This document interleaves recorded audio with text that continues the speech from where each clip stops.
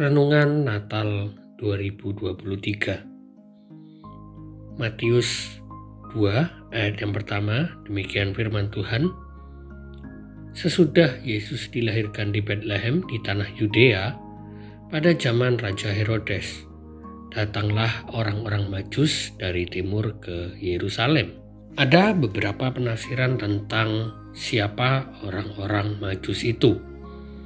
Dalam bahasa Yunani, Majus menggunakan kata magoi yang diterjemahkan dalam bahasa Inggris a magician atau sorcerer atau wise man yang bermakna ahli sihir atau orang bijak. Ada yang menafsirkan juga orang Majus ini adalah orang yang mempunyai jabatan imam di kerajaan Persia. Karena kata magos yang digunakan oleh seorang bernama Herodotus, dia mengatakan bahwa ini adalah suatu suku dari bangsa Madai yang punya jabatan imam di kerajaan Persia. Penulis-penulis kuno yang lain juga mengatakan kata itu sama artinya dengan imam. Tapi dalam perjanjian baru, pemakaian kata magoi itu lebih luas. Dalam Kisah Rasul 13 ayat yang ke-6 dikatakan demikian, mereka mengelilingi seluruh pulau itu sampai ke Pafos. Di situ mereka bertemu dengan seorang Yahudi bernama Bar-Yesus. Ia seorang tukang sihir dan nabi palsu. Kata magoi dalam Kisah Rasul 13 ayat 6 merujuk kepada tukang sihir yang punya kesamaan dengan seorang nabi palsu, atau bisa dikatakan juga sebagai ahli nujum dan sejenisnya. Dalam bagian lainnya, Kisah Rasul 8 ayat 9, Kisah Rasul 13 ayat 8. Ada juga penafsiran lain dari bapak-bapak gereja, Justinus Martir, Origenes, dan Tertullianus. Mereka ketika membaca Matius 2 ayat yang pertama, menganggap magoi sebagai ahli jampi atau ahli nujum, atau para pengamat bintang, bisa dikatakan ahli astronomi. Bahkan ada juga tafsiran yang mengatakan bahwa orang Majus berasal dari Tiongkok. Kemungkinan besar penafsiran ini muncul dari kalangan gereja Tuhan yang Maha Kuasa yang sudah dianggap sebagai bidat. Karena jika mereka memang dari Tiongkok, kemungkinan besar mereka membawa juga hadiah-hadiah berupa ginseng atau batu giok. Tetapi keterangan ini tidak ada di dalam Alkitab. Tradisi Kristen di kemudian hari menganggap orang-orang Majus ini sebagai raja berdasarkan Mazmur 72 ayat 10, Yesaya 49 ayat 7, Yesaya 60 ayat 3, dan menyebut jumlahnya ada 3 berdasarkan persembahan-persembahan mereka, atau 12 orang karena masing-masing raja punya pelayan-pelayan. Dalam tradisi Kristen, 3 raja ini dinamakan Kaspar, Melkior, dan Baltasar. Semua penafsiran tadi punya dasarnya masing-masing, punya argumennya masing-masing. Kita sebagai saksi tidak langsung, alangkah baiknya mengambil kesimpulan yang sama dengan pandangan Matius sebagai penulis kitab. Bagi Matius, kehadiran orang-orang Majus itu menggambarkan hubungan Mesias dengan dunia bangsa-bangsa non-Yahudi atau disebut Goyim.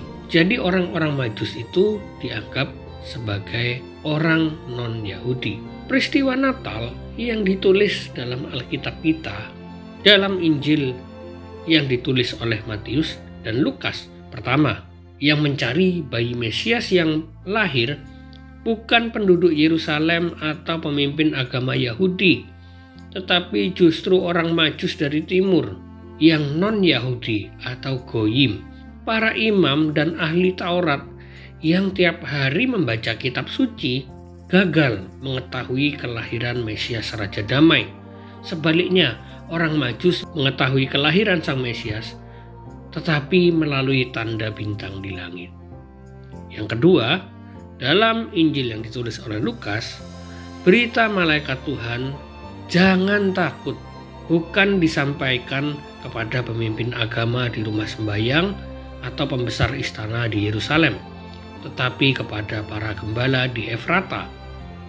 Para gembala mendapat perhatian khusus dari Allah untuk menerima kabar baik, yaitu jangan takut.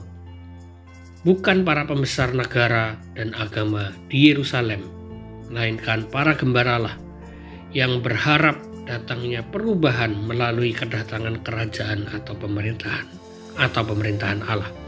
Orang Majus melihat tanda-tanda bintang di langit dan menemukan bintang yang menandakan hadirnya seorang raja besar.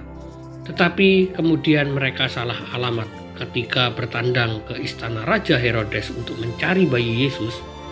Bayi Yesus tidak ditemukan di sana, tapi di tempat kumuh di pinggiran kota, yaitu di kandang binatang.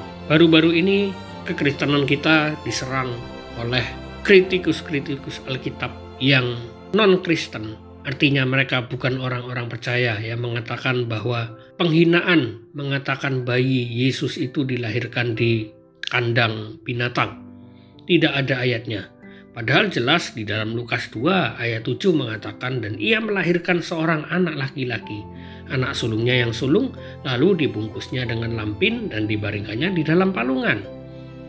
Kata palungan ini adalah tempat makan binatang. Tentu tempat makan binatang ini tidak mungkin ada di istana, di rumah sakit, atau di puskesmas. Dan jelas tempat makan binatang ini pasti ada di dalam kandang. Jadi tuduhan mereka sangat tidak berdasar. Orang-orang Israel sebenarnya tahu bahwa suatu hari nanti akan ada Mesias, Sang Juru Selamat yang akan dilahirkan di Bethlehem, sebuah desa kecil di dekat Yerusalem. Nabi Mika telah menubuatkan hal ini 700 tahun sebelum Tuhan Yesus dilahirkan. Mika 5 ayat 1, tetapi engkau, hai Bethlehem Efrata, hai yang terkecil di antara kaum-kaum Yehuda, daripadamu akan bangkit bagiku seorang yang akan memerintah Israel, yang permulaannya sudah sejak purbakala, sejak dahulu kala. Orang-orang Majus bukanlah umat Allah keturunan Yakub, sedangkan para gembala bukanlah kelompok manusia yang ahli dalam kitab suci Ibrani. Namun kepada merekalah Allah menyapa dalam peristiwa Natal. Peristiwa Natal merupakan sindiran dan teguran Allah kepada mereka yang merasa mengetahui isi kitab suci tapi gagal mengetahui kelahiran Sang Mesias. Termasuk bagi kita orang-orang percaya. Kita mengetahui isi kitab suci. Namun benarkah kelahiran Sang Mesias di dunia juga lahir di dalam hati kita? Hari-hari ini di sosial media bertebaran diskusi lintas iman antara Kristen dengan non-Kristen. Yang menyedihkan adalah orang-orang Kristen itu berargumen tanpa dasar, tanpa pemahaman yang benar, sehingga mereka kalah ketika harus berdebat dan mengakibatkan stigma atau pandangan kepada iman Kristen, dan mereka melabeli iman Kristen dengan sebutan imani saja, percaya saja. Ada sebuah kalimat yang diajarkan oleh Yudaisme tradisional tentang ibadah yang sejati. Kata-kata itu berbunyi demikian, Talmud Torah Yoter Gadol Mikol Hamitzvot, artinya mempelajari Torah lebih besar nilainya daripada melaksanakan seluruh perintah Taurat itu sendiri. Kata-kata ini dikenal dengan studi Bible as the highest worship. Mempelajari firman Tuhan adalah penyembahan tertinggi. Orang-orang Yahudi memahami bahwa penyembahan tertinggi adalah mempelajari firman Tuhan atau Taurat. Mengapa penekanan pada studi ini penting? Sebab ketika kita berdoa, kita berbicara kepada Tuhan. Ketika kita menyanyi, kita pun mengucapkan kata-kata kepada Tuhan. Tetapi ketika kita mempelajari firman, di situ kita berdiam dan membiarkan Tuhan berbicara kepada kita. Karena dengan mempelajari firman, justru Tuhanlah yang sedang bersiap untuk menemui kita di tengah-tengah kita sedang membenamkan diri, ketika mempelajari firman-Nya. Apa yang kita pelajari pada renungan pagi hari ini tentang sapaan Natal kepada orang-orang Goyim atau non-Yahudi dan juga kepada para gembala yang bukan merupakan ahli kitab dan juga ajaran Yudaisme tradisional yang mementingkan mempelajari Taurat sebagai penyembahan tertinggi. Dari sini kita belajar bahwa mari kita memaknai Natal dengan memberikan penyembahan tertinggi kita kepada Dia, dengan duduk diam di kaki Tuhan, yaitu mendengarkan Dia berbicara melalui pembacaan kita akan firman Tuhan dan melembutkan hati kita untuk menerima firman itu. Karena jika kita tahu banyak tentang firman tetapi tidak pernah melembutkan hati kita, maka kita sama halnya dengan orang-orang Israel, para pembesar-pembesar agama pada zaman Yesus yang memahami firman tetapi tidak pernah ada Yesus di dalam hati mereka. Mari kita memaknainya demikian. Teladanilah orang-orang Majus yang rela menempuh perjalanan jauh, panjang, mahal, dan berbahaya untuk melihat dan mengenal Mesias. Kalau kita boleh jujur dan mengaku, kita pun tidak lebih baik daripada orang-orang Majus yang masuk dalam golongan kafir itu. Kita mendengar firman-Nya, tetapi tidak melembutkan hati kita. Atau malah justru kita tidak pernah mencari-cari Tuhan, tidak pernah mau mengenal Tuhan.